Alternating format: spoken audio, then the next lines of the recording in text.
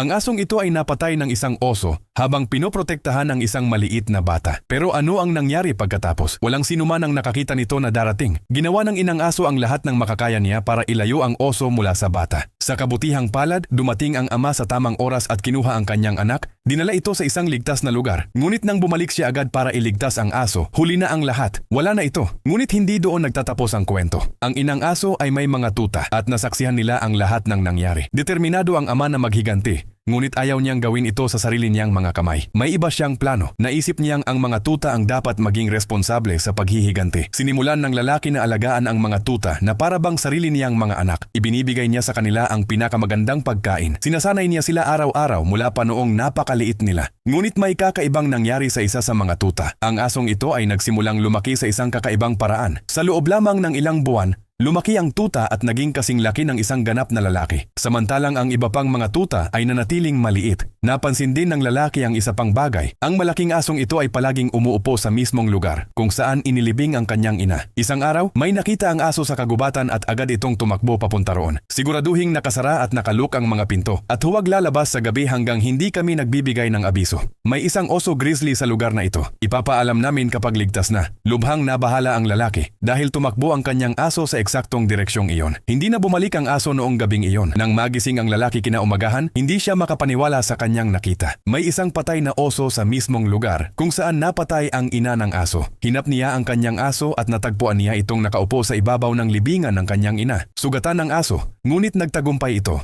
Nakapaghiganti siya.